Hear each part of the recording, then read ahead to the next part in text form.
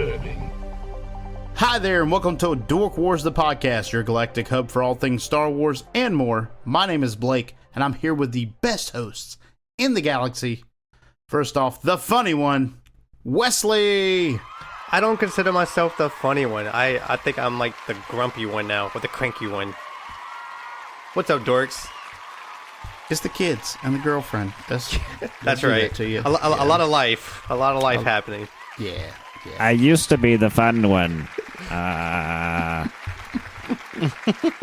The commentator, Andrew. The power of many. And our own Jedi Archive, Dietrich. One, two, three. Oh, that was the owl, like the Tootsie Pop. Yeah. Dum Dums? Mr. Owl. No, that's Tootsie You Tootsie Pops. uncultured. Tootsie Pops. Absolutely uncultured over here. Come on. So we are back again, second week in a row, guys. Can you believe it? We're here.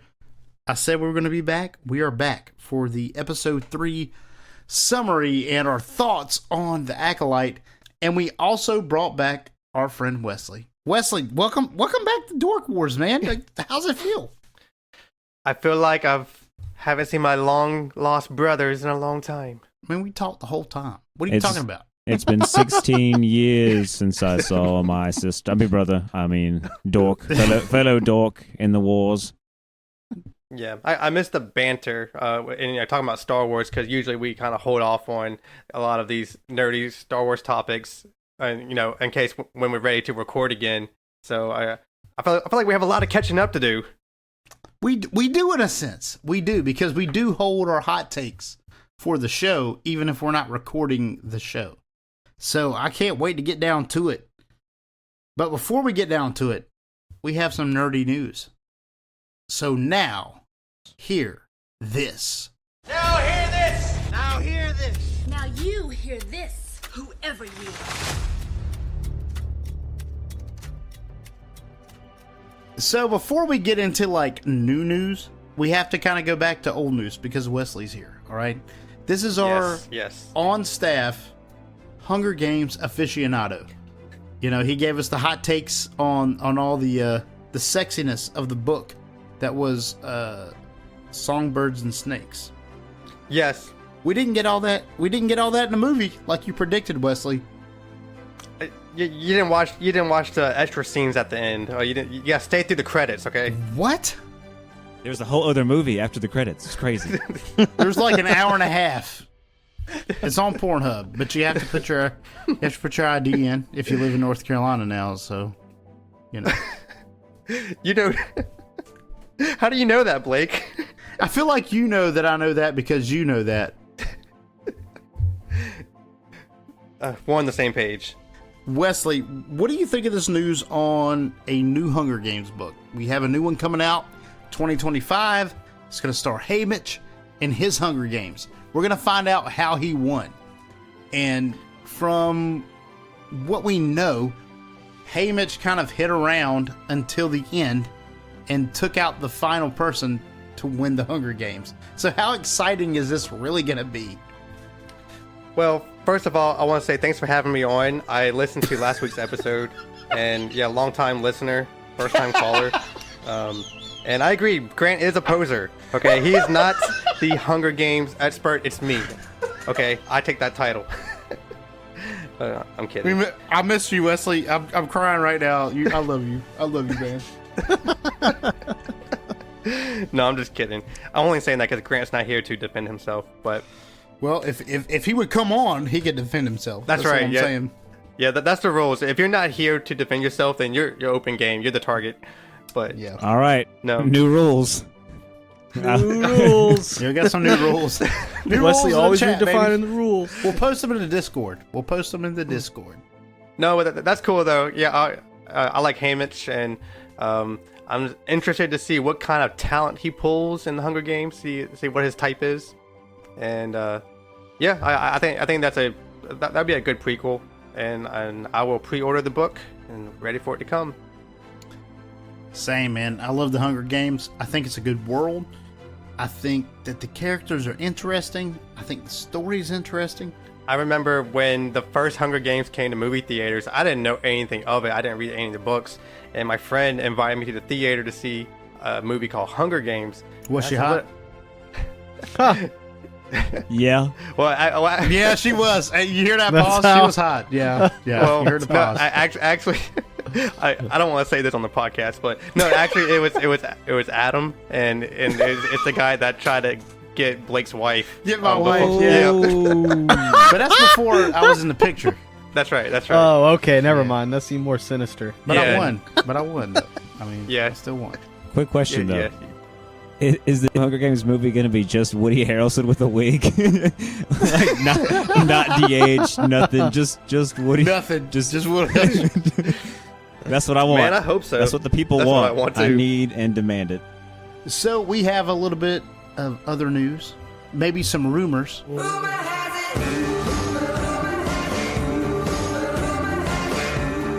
So we may have an Ahsoka season 2 and a Book of Boba Fett season 2. Where will this line up? Like, I know we have the Mando movie coming out. It seems like a culmination of everything we've seen in the Book of Boba Fett, Ahsoka, the Mandalorian TV show, and all that stuff. It's going to come together into that movie. So these seasons of these shows, are they going to come after this movie? Like, what are we thinking, guys? What are your thoughts on this? If there's an Ahsoka season 2, I'm excited to get on there and debate Blake every night that it is a good show. Okay, Blake? Yes. Hey, man, I didn't enjoy Ahsoka. I admit that. I'm sorry I didn't enjoy it as much as you guys. I wish I did, but I didn't. So I enjoyed parts. Don't come after me, guys. Don't come after me, Dork Wars listeners. I enjoyed parts. I don't know how I feel about this news because I want something more. I do want to see what happens to Baylan Skoll. I do want to see what happens to Shin Hati. But I don't know. I don't know. I'm a little apprehensive. What do you guys think? Kind of like what Stefan, the guest on last week's episode, kind of like what he said is, I'm excited for new Star Wars material, and I'll give it a 10 and kind of let that be the threshold and work its way down. I have good expectations for Ahsoka season 2, and I don't really have good expectations for Book of Boba Fett, but I think that will give it an opportunity for it to surprise me. I feel like if they didn't put Boba Fett in this last season of Mandalorian, why? What else is there to tell? Is he going to go to war with the Pikes or something? Or I don't know. Yeah, probably. That'd be my guess. I mean, and probably again half the show is going to be Mandalorian season 3.5. Yeah, Would be my guess. man, I'm still a little burnt out on that, man. That still kind of bugs me that they inserted the Mandalorian story about 60% of the way into Boba Fett. Like, they just went away from Boba Fett, went away from everything happening on Tatooine, and went right to the Mandalorian and Grogu. So what is the Avenger squad? The Avenger squad here is going to be Boba Fett, Ahsoka, Mando, maybe Grogu if he's there. Luke probably. Oh, he's there. He's with Din Djarin, man. He's there with him. That's his dad. He's there. It's Papa. Maybe Bo-Katan if she's still around. You think Luke's in there? You think Luke's coming to? I doubt that'll be. You think Luke's coming to just the hack and slash a little bit? Ooh. Oh, yeah. Yeah, so Maybe coverage. So. what's his name? Oh God, Kanan's apprentice. Oh yeah, Ezra. Oh. Ezra. That would be Oh. cool, but I think so far they've been very whoever the I guess I keep saying Fiona like different show anyway. Filoni, Dave. I haven't done this in so long. Is Dave Filoni? Dave Filoni. But Dave Filoni. Okay. Dave Filoni. Dave Filoni. No. I think Dave's been very careful to keep these kind of separate. You know what I mean? Like he's not crossing these stories at all. I think that's intentional. He absolutely is. What are you talking about? There's Ahsoka. Okay, Ahsoka is the key thread between the two worlds, if you will. But I don't know. If She's all up in Mando's business, man. She's all Boba up Fett in is there. all over What? Mando, and Mando is all in Boba Fett. Well, yeah. They're all into each other. It's a weird threesome. It's a weird threesome of Disney Plus shows. Okay. So Dork Wars the podcast has a merchandise store. Merchandising. Merchandising? What's that? Merchandising. Come, I'll show you. Open up the store. The power of one shirt, the power of two shirts, the power. We got Dork Wars the t-shirt, Dork Wars the hoodie, Dork Wars the coffee mug. We even have Dork Wars the spice cream. Yes, we can deliver that right to your door, nice and frosty and ready to eat with all the drugs from the Star Wars universe, because that's what spice is. I'm just kidding. We're not selling drugs from a galaxy far, far away. We are just trying to peddle our own merchandise. So check out dorkwarspodcast.com. There you can find everywhere that we stream. Also our Dork Wars store, where you can find hats, hoodies, apparel for everything you want to wear. Just wear some Dork Wars stuff. Dork Wars the podcast is also part of the Subculture Podcast Network. This show is part of the Subculture Podcast Network. For pop culture and entertainment podcasts, go to bio.link/subculturepodnetwork. Prepare to be entertained. So tonight we are talking about the Acolyte Episode 3, Destiny. The Jedi justify their galactic dominance in the name of peace. But that peace is a lie. There's not like an opposite meaning or something, you know? No. But I think going forward, we will probably branch out again into those meanings. That's just a theory. Before we get into our discussion of the Acolyte Episode 3, there's going to be some spoilers. Attention. Spoilers. If you have not seen the Acolyte Episode 3, Destiny, pause Dork Wars the podcast right now. Pause. Turn us off. Just come back later. Watch the episode. And come back and see what we have to say about it. So let's start this thing out. Wesley, I know you were not here for the first 2 episodes of the Acolyte. What do you have to say about those 2 episodes before we get into our discussion? So about those 2 specific episodes. Yeah, something short. Let's keep it. I didn't. But first of all, thanks for the opportunity. I appreciate it. I would say I didn't believe them. I just didn't believe them. I didn't believe the acting. I didn't believe the story, and I just wasn't convinced. But then I don't believe you either. Are you even here? Harsh. God, I gave it an 8 last week, Wesley. What the heck? Hold on, give him a chance. Let him cook. Don't let him cook. it was like, yeah, it was a thriller or mystery thriller description, but I was bored and I wasn't really curious about the mystery at all. But I will save episode 3 kind of makes me I need to go back and hear how Wesley so. felt about Andor's first couple episodes. Really bad. I like Andor. Yeah. I love Andor. Andor was a big slow burn, baby. I enjoyed the I guess the script writing of Andor a lot. Just like, I don't know, high level and like vocabulary and things like that. I agree with There that. was a lot of better dialogue Yes. than most Star Wars projects in Andor. Yes, I agree. No, I agree with a lot of what y'all said on last week's episode. You know, a lot of the compliments, good acting. I was very impressed, kind of tied back into the Hunger Games. I liked Rue. I like seeing her growing up, and I think she's doing, I like what Stefan said last week, is like, she has a tough job of playing 2 roles as, one person. So that's, I like watching her. So Amanda Stenberg does a fantastic job of playing a dual personality.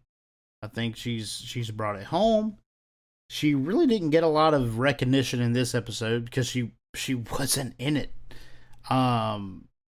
but I think she's doing a good job. I've seen a lot on the internet about how she's not acting. She's very wooden, and her facial expressions are very bleak and blah blah blah blah blah. I've enjoyed it a lot personally. I have too. I mean, I think the position that she's in, I mean, it's pretty grim. I mean, why would she be happy about this in any way? Whether she is playing Osha or May, excuse me, Osha or May, they're both kind of in the throes of a conflict. There's nothing to be happy about. Yeah. I guess my biggest compliment of the show so far, at least from the first 2 episodes, are the depiction of the Jedi. Like, I like the way they're perceived and like the way they're portrayed with like the gold robes. And particularly, I really, really like Jedi. I guess Jedi Master Soul. Is he Jedi Master or is he just? Yeah. He's a master. Yeah, I like him a lot. He was influenced by like he really liked watching Qui-Gon Jinn. So that was a big influence for him. It was. Yeah, we talked about that last episode as well. Mm-hmm. He was influenced by Qui-Gon Jinn. He learned English in like 4 or 5 months just to play this role. So, Which is crazy. Yeah, that's crazy, man. Yeah, y'all said that on the last episode. I was like, man, he was speaking English on Squid Game. So I'm like, wait, no, that was my subtitle. That was your subconscious translating. Yeah, I couldn't believe it. Yeah, and he does a fine job. I like his delivery. I like his inflection. I think he's done a great job in this role. So going forward, episode 3, Destiny. Let's go to you, Andrew. What do you think? What do you have good to say about this episode? Good to say. Good stuff. We got good stuff. I think, okay, so everything that I said last time, I think has pretty much continued over. I've enjoyed the acting. I've believed it all. I don't like the dialogue as much. Right. But it's not a gripe. I just mentioning it because it's minor for me. Because honestly, it's Star Wars, man. Star Wars has never had the best dialogue. And I think that a kid could watch this and understand what's going on, which is probably really important with Star Wars. Anyways, I like that the story is developing. I like the direction that the story is developing in. I'm not well versed enough to have any issues with exactly what's going on, but I like the twin story, and I like the way it developed into, you found out that actually May is the one that started it all, but now we have another mystery. Who killed all the witches? Yeah. Like, what happened? That fire did not kill all the witches in like a minute and a half. So that's pretty much where I'm at with my positives. There's probably some more that I'm forgetting, but we'll get back to that because I think there is something going on broader than the fire that May started. I think there's something more, which would make sense. My guess is that it's going to be from somebody's perspective, it looked like that, but then much like in The Last Jedi, from a Jedi's perspective, it looked like this, but from May's perspective, it looked like that. Right. And that's what I am enjoying so far, that it's like we keep thinking that it's this, and we keep thinking it's that, and I'm hoping that maybe not every episode does that, but maybe every episode does. I don't know. We'll see. I don't know if I like it, but I don't know if I don't not like it, you know? I feel you. I think that this story is progressing at a good pace. I think we're finding out this information bit by bit. We're finding it out in a mystery thriller kind of way. And that's how this story was advertised, right? I mean, that's what they told us it was going to be. And I haven't seen any kind of deviation from that. I'm still wondering what transpires that makes May hate the Jedi so much. I know they took her sister, and I think that is a pretty good reason to hate the Jedi. Why did that one dude kill himself? Like, we got to find out, like, why did he kill himself? Yeah. Yeah. Right. What did he do? Exactly. There's something more to what has happened. He would have killed himself over him just being there when they decided to test the twins. So there is a another plot going on. Maybe those Jedi manufactured the fire. The whole cave burned down. It happened in, a few minutes. All the witches were dead. Like there's a lot going on here. I'm guessing. This is just a guess. Okay, we saw May start the fire. I don't think they started any fire. I think that there was definitely a fight though, and I'm guessing the witches drew first. That's my guess. And they may have. But maybe they didn't. Maybe it was Well, I will say, man, them Jedi were stalking them kids, man. They were right up on the kids. They were like, and they lied. Don't be teaching kids. But at the same time, if you look at Star Wars as a whole, Jedi are the good guys. Like there's a coven of witches training kids. They can feel the dark side, so they're going to try to take the kids and do better with them. There's an uneasiness in the middle of this entire situation where the good guys don't seem as good as they should be, and the bad guys don't seem as bad as they should be. It was an interesting dynamic to kind of see, the Jedi approach the Witch Coven and say, hey, we know you have children here. They have to be tested. And to think like these two groups or organizations, they both use the Force or the thread or whatever you want to call it, but the Jedi had leverage over, like they had like the say of dictating. I mean, they've got a whole government behind them. Yeah, trying to use the law is crazy. Right. So yeah, that was interesting to me. I mean, I think that goes to something I really liked about this episode is it humanized these witches in a way that we don't often see in other media, especially for the Death Miri. The Death Miri come across as cartoonish, villainy, witchy ladies, right? These women didn't come across quite as, I guess, cartoony, except for the one scene where they were doing their little singing at the. That was a little like cauldron. It seemed like that it was right out of Hocus Pocus. Yeah. Yeah. The power of one. They started and even when what was the head lady's name? Yeah, I can't remember that mother's name. Yeah, I got it here. There's Mother Coril and Mother Anasea. Yeah, Anasea. So when Mother Anasea is talking about the ritual and getting the girls up to the next level of the coven, there's this one witch that keeps laughing like like you have that, like you just hear that through the whole thing, and it's like it's a little cartoony. I'm not mad at it. But at the same time, I hear it. It's just like, oh man, it kind of takes me out of the situation. I didn't even notice. That's crazy. I did. I saw it once. Yeah. But I'll say that they actually come across as we use the Force this way. They don't think of themselves as like evil. Yeah, I'm really interested in exploring that. Like, I really want to know what she meant by like they're the only ones that can hold the power, or like they're the ones that are supposed to protect the power or whatever. Because they keep taking the children. They keep taking all the Force-sensitive kids that are worth anything. That's the Jedi, yeah. But also, what about the part where, I don't know if we haven't really mentioned it, what about the part where they mentioned that she created those children? That's my favorite part of the episode, is that they actually brought into canon how Anakin may have been made. Is that somebody on the dark side has learned how to create life, essentially, and who knows, maybe that information gets transitioned all the way down to Plagueis.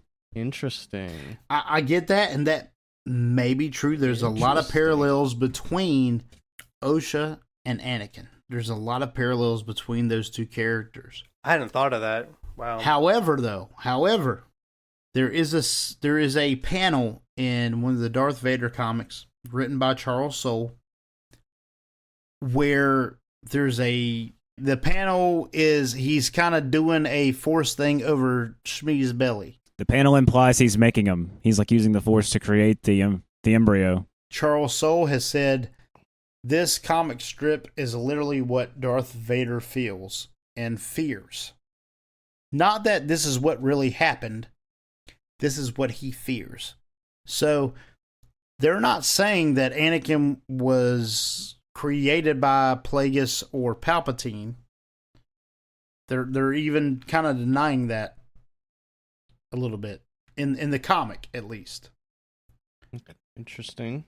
In the show, obviously, Mother Anais, is that her name? Anyway, Anastasia? Anastasia, excuse me. Anastasia. She deliberately says, I created these kids. Like, they're mine, man. I created them, I put them into your belly, and we made these kids. Unfortunately, they did not get to continue unto the fall of the Jedi, because Palpatine could have used that to create Force-sensitive kids, right? I mean, that is what Palpatine is trying to do. Create Force-sensitive clones. So, everything that Palpatine is trying to do, this little witch coven out in, like, the space sticks, they're doing it. Yeah, they're making biological beings that can use the Force. That is what Palpatine wants. Well, there's two different organizations. The Sith is not whatever these witches are. I mean, I could be wrong about my theory about like that information trickling down. I mean, we don't know. It seems like the Sith are aware of this coven, though. The Jedi are aware. Like, people know they exist. They know these kids exist. So I don't know, man. I just think if this little coven of witches could replicate human biology, create a living being with the Force, why couldn't Palpatine? Was Palpatine not as powerful as these witches? You know, and that's kind of a question I have. I'm not saying that's a gripe. Well, I mean, this from canon whole information, we don't know that flashback Palpatine episode. is in the top 10, needed to be frank. We don't know. We get a lot of We just don't know. backstory. We don't have that info. We get a lot of little tidbits we didn't know. Osha and May were really close when they were kids. They always perceived themselves as one, but separate. They're one being, but separate. And I'm even kind of wondering, were they trying to make one being and it accidentally became two beings? They're one being, but separate. And I'm even kind of wondering, were they trying to make one being and it accidentally became two beings? I didn't get that vibe. I believe you, but I didn't. Well, even listen to that little saying they say between themselves. We are one, but we are separate. But we are one, but we are together. We are together. We are one person. But that's a Dathomirian thing. I mean, that's just their like is it? Witch coven. Is it? Sorry, not Dathomirian thing. It's their witch coven thing. That's how they transfer the powers. The witch. That's how, it's like a ritual that they are doing that they said they were going to do. I mean, they have obviously done that before. Even before that, at the tree. Even at the tree, before all the witch coven, the ascendancy stuff, before they were going to be ascendant, if you will, they had that little mantra together where they put their palms together and said, I am one, but we are two, but we're also together. We're together, basically. We're one person, but we're also split. Yes, because the power of two is more powerful than the power of one. That was like a lesson that they were teaching too. Right. I think they're bonded by the thread, what they believe in. The Force. As far as like yeah. So that might be like just a ritual chant they say in their coven. I don't know, but I'm one with the Force, and the Force is with me. I am one with the Force, and the Force is with me. Like that kind of thing. Okay, mantra. I can get that. I think all this was a callback to The Last Jedi and the Rise of Skywalker dyad thing. The only problem I have with that is these are like manufactured twins. Like they literally pumped them out of a factory per se. So I think they're kind of saying that the dyad, or the idea of the dyad, goes back thousands of years to other Force traditions. And in canon, in a canon, in the novel of the Sith, or whatever it's called, the Book of the Sith, Sidious says he was trying to create a dyadic bond with Darth Vader, but he failed to do so. So we know our dark side users may try to force this bond. But that's something I don't think can be forced, man. I mean, even though we're talking about the Force. Dad joke. Well, Snoke says he was the one who bonded Rey and Kylo's mind. Whether it's true or not, we don't know. Yeah, but Snoke was also a failed clone of Palpatine. How he was the most successful failed clone of Palpatine, but he was still a failed clone of Palpatine. So So what if it ends up being like Palpatine failed because he tried to go for science, but the Witch Coven succeeded because they went for religion? Like religion. Yeah. We're talking Civ here, guys. We're talking Civilization 6. That was nice. I think Palpatine wins through domination. I do like the flashback. I think that was much needed. That's something that we needed, that backstory. Oh yeah. And I still don't think we have the entire backstory. I think there's still more to be told. When the showrunners already said that this story is going to be told from different lenses, different point of views. We don't quite have all the different point of views yet, but we're getting there. Yeah, I think this is the mystery of like what happened on what's called the planet Brendok. Yeah, like what happened, and we get the different perspectives of who's in the right, who's in the wrong, who's the judge. Apparently, the Jedi. Are we trying to make the Jedi the bad guy in this story? Is that what's going on, or is everybody? What do you mean trying to? This is so the only reason it's been very clear for a long time, and maybe I'm crazy, maybe I'm taking crazy pills, but it seems very obvious for a long time that the reason that Palpatine was able to do what he did because the Jedi failed long before then. And this is obviously a story of how we got to where we were. Yeah. I like that. It brings in two gripes for me. Let's go on and get into the gripes, man. Like we've talked about some good stuff. What are your gripes? The other witches would have noticed that May is inherently evil. She is very abusive towards other people. She's abusive towards other animals, and they would have noticed that. Are the witches? So that leads. So are the witches not inherently evil? Are they not like geared towards the dark side of the Force per se? I thought that they were supposed to be like the gray Jedi, that they're going to be introduced as like the in between between the two. But now I'm thinking that only because like either it's bad writing, which is possible, or all of these adults are condoning that May is abusive towards animals and other shit. I mean, there's no way they wouldn't have been able to notice it if they notice all of these other things. Ding, ding, ding. I think it's that. They know that May's powerful, and they're just like, whatever. She kills a few small animals. Who cares? Well, I think it's more nefarious. 100%. I think the Witch Coven, they have been moved to Brendok from another location. They are in cahoots with someone who has brought them there. They didn't just like sail through the cosmos and was like, oh, this looks like a good place to land.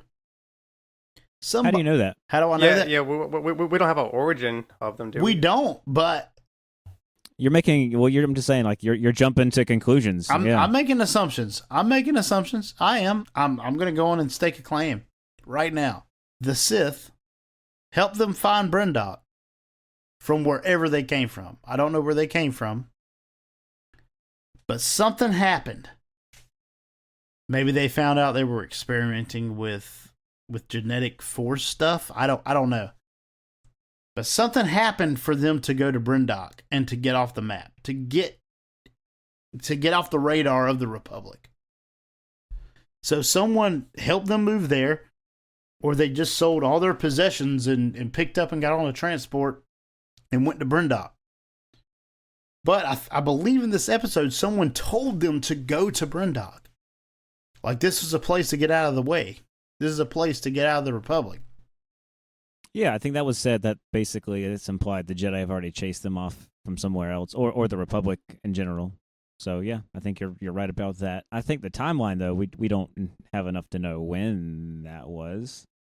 But you're probably right. Probably within that 10 to 20 year. At the end of all this, at the end of Flashback, we see Jedi Master Soul save Osha. And kind of, I mean, May just falls off the bridge, like the bridge caves in. She falls into the abyss. He kind of lets that happen. He could have used the Force like you did in earlier episodes to stop her, but he didn't. So it's already been proven that Jedi have a hard time focusing on two things at once. That's what got old girl from the Matrix killed. Uh-huh. I'm just saying they can't do both. They can't do two things at once. Okay. Then that's one of my gripes from this episode. The previous scene, May is just throwing a tantrum. She's angry and I'm gonna kill you, and starts a fire. And then go to the next scene where she's like falling off the bridge or whatever, but she's trying to like embrace Osha, I guess, like reconnect. Yeah, the pacing was weird in the last like 10 minutes. It was just completely different. I agree. That's what makes me worry about the next couple episodes, and why I was saying I don't think we'll have like a twist in every episode. Or I know we're not rating right now, but I wonder if we would all think higher of the episode if it was paired with whatever episode 4 is going to be. Right. Because, episode one wasn't great, but paired with episode 2 dropped at the same time. Yeah, okay, I'm into it.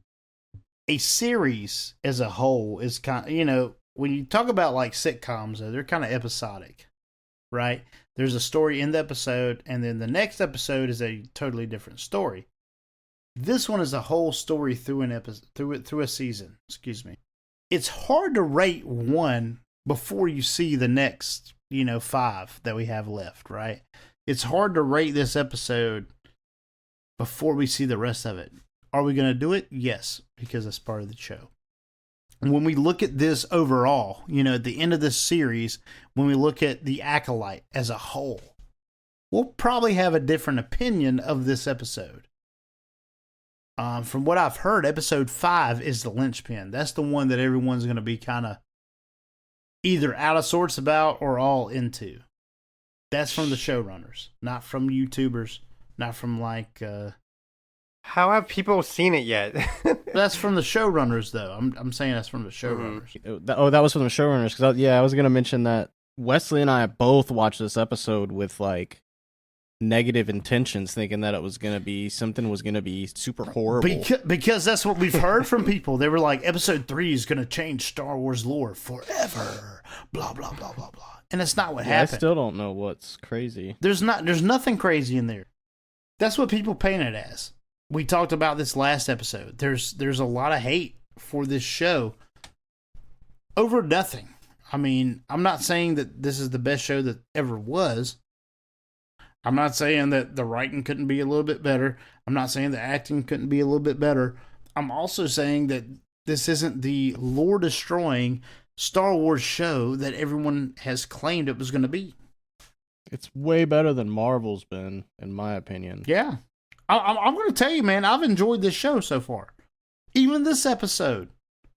Episodes 1 and 2 got me involved in the exposition. They got me involved in the mystery. Like, what the heck did these Jedi do to make May pick them off one at a time? This episode reveals that they try to take her sister, Osha, or they did actually take her sister, Osha. We haven't seen everything that's happened, I don't think. I think there's definitely more on top of that, like the mountain burning down. Like, I've seen a lot of critique on, well, the whole mountain burned down. How does the mountain burn down? And how does this happen? How does this? Well, let's watch the show, because I think there's even more to be seen in these flashbacks. I just have a quick question. Hopefully we can keep it quick. So if the Jedi are the Jedi despised now throughout the galaxy? Like, are they already in bad taste? Because that would go against the argument of that reason that one Jedi is like all by the book and everyone else is going to be by the book by the next 100 years. Maybe they're already that way or something. Like, are they? There might be a negative light on Jedi as a whole a little bit. They seem like jerks. Yeah, they seem a little pompous. I think on the whole, people still respect the Jedi. Is there a little doubt in their motives? Maybe. I don't think we've seen enough of the the normal citizenship of the galaxy to infer what they think of the Jedi. The Nemoidians were scared of the Jedi, but they're scared of the Jedi in Episode 1 as well. So I'm not going to take the Nemoidian word for that. It's a deep question, and I think that can be a whole podcast episode, really evaluating the history of the Jedi and the perception of them and what their role and function in the galaxy is. So Diedrich, you got a gripe, man. I feel a gripe in the Force Order that is Diedrich. All right, here's my main gripe. Them girls have had the same haircut since they were 6 or 7 years old. They've had the same exact hair. So that's why their haircuts are the same in the first 2 episodes. Exactly. I got the same haircut I had when I was 6. All right, no, actual gripe though. It was weird to me that Osha was totally down with being a Jedi and seemed to want to do that so quick. Without having any knowledge of them, really, aside from like, oh, that's cool, you have a lightsaber. Not even seen it ignited. Just that looks like a cool hilt. I want one. Make me a Jedi. Yeah. Oh, okay. So this is where I was thinking, and this is reading between lines that may not exist, but it seemed to me like the idea is that May is drawn towards the dark side and she is drawn towards the light side. And I think that when she saw the Jedi, she kind of, through the Force, maybe resonated with them in some way. And also the fact that they tell her eventually, like, I know what you're talking about, because that is kind of weird that she was all about holding the lightsaber real quick. But at the same time, maybe that's one of the first Jedi tests is like, are you comfortable with the lightsabers? Does it draw you? Does it draw to you? But then also, Luke did that similar test to Grogu, because he like showed him a lightsaber and then like what was that other item? Chainmail. Yeah. It's like, which one do you like? Well, he wasn't. He pretty much told Grogu though, and I will say in the Mando instance, he said, if you pick chainmail, you're going back to your dad. That's where you belong. If you pick the lightsaber, you're supposed to be here with me, but you can't have both. But that's what she's being told, even by her mother. Even That's her mother true. is telling her she could never see her again. But it's not as... It is as finite, but Luke literally It absolutely is. Literally, Luke was like, hey, man, you got to pick right this second. It's either this or this. In this instance... She's got the urge... I think it's a little bit more ambiguous. She has a little bit more kind of space to think. But at the same time, I agree with you, Andrew. I really do. I think that Osha's drawn more towards the light, and that kind of drew her towards the Jedi. As soon as they pop up, like she resonates with their Force aura. Why couldn't the witches feel that they were there through the Force? It's a good question. I don't know. I mean, Didn't they? Somebody comes up and warns the main mother about the situation. So who knows? Maybe they had somebody out there meditating and felt the Jedi coming. We don't know. There's somebody in that coven that can feel the Force enough to be like, hey man, there's some outsiders. I feel like they would have mentioned that, like, it's Force users, because they were warned twice about 2 separate things that happened, but it didn't seem anything like. Didn't they say? Force I'm pretty users, sure they said what I mean? Jedi were coming the second time. Yeah, they did. Because then they walked in. That's literally as they were walking in. That's different. There were 2. I swear there were 2 instances. One where something was destroyed, like something was actually like malfunctioning and didn't work, and then another one was like I don't know. Never mind. Maybe it was just the one. I really like that scene when the Jedi enter the room and like sit on my couch. I felt their presence in my room. I don't typically feel that way about Jedi, but that one I'm like, well, they came in as a Force, man. Like they were like, here we are. This is what we're about, and you can't train those kids. The kids are ours. We own all the kids. That is really weird, and that is kind of a weird thing. So let's get into the ratings of this episode. What do we think about the Acolyte Episode 3 Destiny? Wesley, let's start with you, man. What are you going to rate this thing out of 10? Thank you, Blake, for the opportunity. I'm going to give it a 7.5. Okay. They convinced me. I'm convinced the people did it. I am on board. I am intrigued by the mystery of what the heck is going on. He's thrilled, people. He's thrilled. I'm thrilled. I like the portrayal of the Witch Coven, and I like the portrayal of the Jedi. In particular, I like the Wookiee one, Kelnaka, I think is his name. So, just curious, before we go on, what was your rating for the first 2 episodes together? The first 2? I was just kind of neutral on them, just kind of like a 5, Okay. 5.5. Okay. Andrew, what do you rate the Acolyte Episode 3, Destiny? Just like AT&T's rollover minutes, I'm going to roll over my last rating of a 7.5 to this week.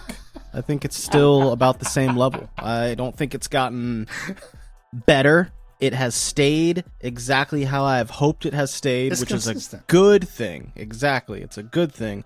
But I think the biggest issue after all of our talks is just what Dietrich pointed out that I hadn't even thought about. The last 10 minutes are paced out so poorly. It seems like scenes were cut out, like there was some information we weren't given that we should have been given, because all the other mysteries make sense. Right. But I don't know. That's just me. Well, that's the mystery thriller, man. You gotta have mystery. You gotta be kind of stumped till the end. Yeah, but I think some of them were intentional. Like, I think Dietrich's right, her mood changes from lighting that place on fire to running up those stairs to falling. Like, her whole mood changes. It's weird. I agree. So, Dietrich, what do you give this episode out I'm of 10? going to go with a 6. I'm looking forward to seeing what they do with episode 4, though, and that might change my views on 3. But as a standalone episode, going with a 6. Yeah, and that's the thing. When we rate these episodes kind of episode by episode, you never know what information you're going to get later that kind of reforms your perception of previous episodes. For my rating, I'm going to give this episode a 7.5. Ooh, let's go. 7.5. It's down half a point. It's down half a point from the first 2 together. Oh. Yeah. It's down half a point. But it's because it's a backup, right? We have to get the backstory of what's happening. We've kind of already seen what's happening in quote unquote present day, but we have to see what happens before. And that's part of the journey. Thank you guys for joining us on Dork Wars Podcast. Check us out on all the podcatchers: Spotify, Apple Podcasts, Google Podcasts. There's a ton of podcast catchers out there, man. Anywhere you get your podcast, Dork Wars is there. Thank you, and may the Force be with you. Thank you for supporting Dork Wars, the podcast. You can check us out on Facebook.com/Dork Wars, the podcast. And if you would like to join in on the discussion or maybe suggest topics for us to discuss, please do so by joining our Discord community or sending us an email at dorkwarspodcast@gmail.com. This has been a Are you saying the Jedi would have taken the baby Jesus? production